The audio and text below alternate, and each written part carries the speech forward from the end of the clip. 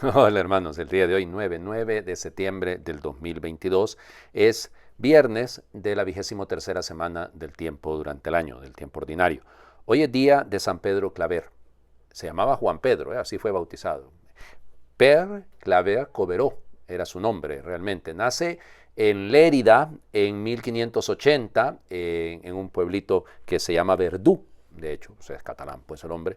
En su familia fueron 6 hijos, pues su papá Pedro y doña Ana, su mamá. Su mamá murió y bueno, el papá se volvió a casar y eso dificultó mucho la relación en la familia. Realmente él cuando partió hacia las Indias, cuando parte hacia Cartagena de Indias, de hecho, pues no tuvo el tiempo ni siquiera de despedirse de su papá. Bueno, resulta ser que tenía un tío que era canónigo y entonces él a los 15 años, o sea, en 1595, recibe la tonsura clerical, ¿verdad? ¿Se acuerdan? Digamos, hoyitos que le hacían a uno en la cabeza aquí con el corte de pelo, ¿no? La tonsura, eso era la tonsura propiamente. Luego, en el año 1602, ingresa en la Compañía de Jesús. Fíjense, él quería ser quedarse como coadjutor, porque tuvo como maestro, digámoslo, a un santo, a San Alonso Rodríguez, que allá en Canarias él pues hizo el papel de portero y se santificó con eso. Él había sido un hombre, vamos, de mundo, casado, tuvo 2 hijos que él enviudó, pues de ahí murieron los 2 hijos y se dedicó pues luego, y se quedó haciendo los trabajos más humildes, aunque tenía alguna formación grande, pero él prefirió no ser sacerdote y todo. Entonces por eso, como lo conocía mucho, platicaban muchísimo con Pedro Claver, pero fue precisamente San Alonso Rodríguez el que le indicó más bien que su camino era las Indias. Y fíjense que bien chistoso, porque en los informes que daban los maestros de él decían que no tenía tantas luces, que tal vez como misionero, que lo mandaran de misionero. Bueno, y él pidió irse de misionero precisamente, y entonces sin ser sacerdote, cuidado,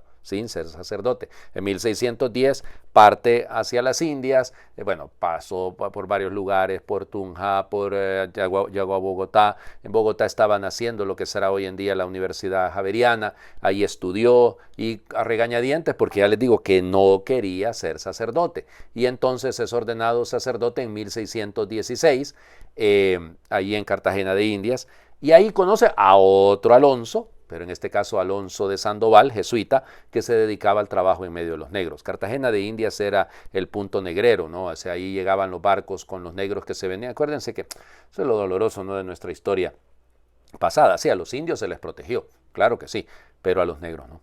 A los negros se les vendió y se traficó con ellos. Y entonces a Cartagena de Indias llegaban mensualmente más de 1000 negros. Y él se metía en medio de ellos, aprendió de Alonso de Sandoval y se volvió un gran evangelizador de los negros, confesaba solo a los negros. Era una cosa así preciosa, ¿no? Y él decía, yo soy esclavo de los negros, así tal cual. No tienen idea del montón de desprecios y de burlas que tuvo que sufrir, pero formó un bonito equipo alrededor de él, de negros, que luego la compañía los compró y los liberó evidentemente, pero se quedaron como catequistas y se quedaron junto a él, le servían de traductores. En aquel entonces los españoles no les decían negros, les decían etíopes, a todos los metían en el mismo costal. Pues bueno, ya les digo, hizo un trabajo extraordinario, mucha gente se opuso, pero al final, fíjense, al final de sus días, prácticamente la gente lo admiraba y lo consideraba como un santo. O sea, y bueno, va a morir él precisamente un 9 de septiembre de hecho él muere el 8, la noche entre el 8 y el 9 de septiembre de 1654, fue beatificado por el beato Pío IX en 1850 y fue canonizado en 1888 por el Papa León XIII. Un santo como pocos, realmente un tipo extraordinario. Está enterrado ahí en la iglesia que es un santuario de San Pedro Claver ahí en Cartagena de Indias. Cuánta falta nos hace entender que todos, sin importar el color de la piel, la procedencia, la religión, sin importar absolutamente nada, todos valemos, todos somos seres humanos y merecemos respeto. Y ojalá siempre encontremos quien cuide de nosotros y vele por nuestra conversión y por nuestra salvación. Vamos a las lecturas. Siempre ya la primera carta a los Corintios, ya lo saben, capítulo 9 es una lectura litúrgica, leemos del 16 al 19 y luego nos saltamos del 22 al 27. Hermanos, no tengo por qué presumir de predicar el Evangelio, puesto que esa es mi obligación.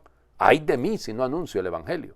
Si yo lo hiciera por propia iniciativa, merecería recompensa, pero si no es que se me ha confiado una misión. Entonces, ¿en qué consiste mi recompensa? Consiste en predicar el Evangelio gratis, renunciando al derecho que tengo a vivir de la predicación. Aunque no estoy sujeto a nadie, me he convertido en esclavo de todos para ganarlos a todos. Con los débiles me hice débil para ganar a los débiles. Me he hecho todo a todos a fin de ganarlos a todos. Todo lo hago por el Evangelio, para participar yo también de sus bienes. ¿No saben que en el estadio todos los corredores compiten, pero uno solo recibe el premio? Corran de manera que consigan el premio. Además, todos los atletas se privan de muchas cosas. Ellos lo hacen por un premio que se acaba. Nosotros, en cambio, por uno que dura para siempre. Así pues, yo corro, pero no a ciegas, y lucho, pero no dando golpes al aire, sino que domino mi cuerpo y lo obligo a que me sirva, no sea que después de predicar a los demás, quede yo descalificado. Palabra de Dios. Te alabamos, Señor. Todo lo hago por el Evangelio.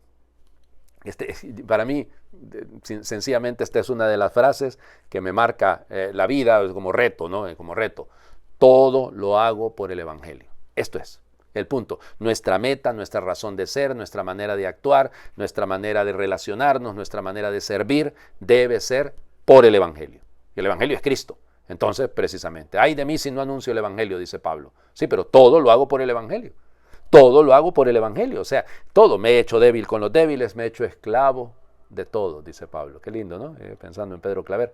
Me he hecho esclavo de todos, para ganarlos a todos. Ya no me interesa la paga. Yo tendría derecho por la predicación, dice Pablo, a mi sustento, pero no me interesa eso. ¿Y qué interesa? Es que ya les digo, realmente es una joya, es una belleza escuchar este texto de la primera carta a los Corintios. Yo no tengo nada por qué presumir en el Evangelio. Yo lo hago porque todo lo hago por el Evangelio. Y luego la imagen, le voy a decir casi una parábola, ¿no?, que utiliza Pablo para contarnos, como todos en el estadio. Está hablando de los corintios. Entonces los corintios, ustedes ya saben que tenían sus juegos sísmicos, los segundos juegos en importancia en Grecia, y entonces, claro, de ahí les viene.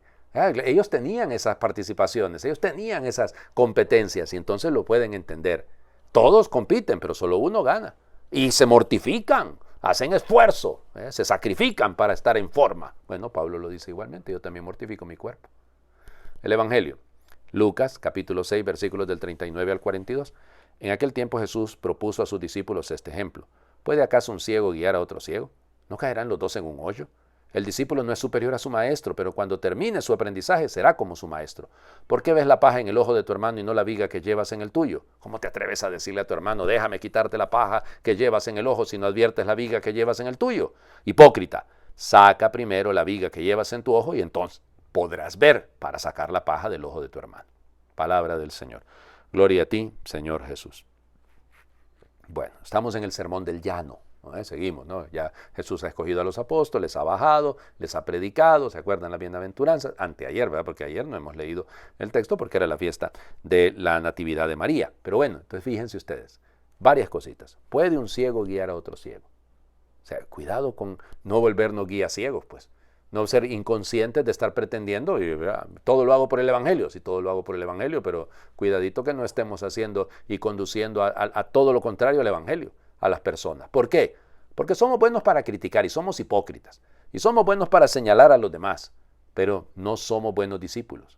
El discípulo no es más que su maestro, y ahí hay que ubicarnos claramente dónde estamos. Nosotros no somos maestros, somos discípulos, todos somos condiscípulos. Y de ahí la importancia de vivir nuestro discipulado de manera auténtica, pues de manera legítima, de manera correcta. Aquí lo está diciendo claro el Señor Jesús. ¿Cómo pretendes quitarle la paja que lleva en el ojo? Imagínense, la paja y una viga. La comparación es hasta absurda, pero les digo, pero es linda, porque nos hace ver, ¿y yo quién soy para andarles? Miren, se los digo de corazón, se los digo, que muchísimas veces, no muchísimas, prácticamente siempre, que me toca corregir y me quedo pensando, ay Dios mío, ¿y mis pecados? Que me toca ayudarle a alguien, o que alguien viene a confesarse. Yo digo, madre, es mejor que me dé la absolución él a mí o ella a mí, si yo estoy muchísimo más pecador que él o que ella. Se nos olvida la sencillez, se nos olvida la humildad, se nos olvida tan fácil, pero tan fácil, que no podemos colocarnos en posición de ser nosotros los jueces del mundo. Estamos llamados a ser testigos, discípulos. Les invito a hacer oración. Ilumina, Señor, mi entendimiento y mi corazón con la luz de tu verdad y de tu amor, para que yo me haga cada día más sensible al mal que hay en mí y que se esconde de mil maneras distintas para que no lo descubra. Sensible a la injusticia que me aleja de ti y de tu bondad, para con todos los hombres y mujeres del mundo. sensible a los odios y rencores que me separan de aquellos a quienes debería amar y servir, sensible a la mentira, a la hipocresía, a la envidia, al orgullo, a la idolatría, a la impureza, a la desconfianza, para que pueda rechazarlos con todas mis fuerzas y sacarlos de mi vida y de mi obrar. Ilumina, Señor, mi entendimiento y mi corazón, para que yo me haga cada día más sencillo, más sincero, más justo, más servicial, más amable en mis palabras y en mis acciones. Ilumina, Señor, mi entendimiento y mi corazón, para que tú seas cada día con más fuerza el dueño de mis pensamientos, de mis palabras y de mis actos, para que todo en mi vida gire en torno a ti, para que todo en mi vida sea reflejo de tu amor infinito, de tu bondad infinita, de tu misericordia y tu compasión. Dame, Señor, la gracia de la conversión sincera y constante. Dame, Señor, la gracia de mantenerme unido a ti siempre, hasta el último instante de mi vida en el mundo, para luego resucitar contigo a la vida eterna. Amén. El Señor esté con ustedes y les bendiga a Dios por intercesión de San Pedro Claver, el que es Padre, Hijo y Espíritu Santo, y su bendición descienda, les acompañe siempre.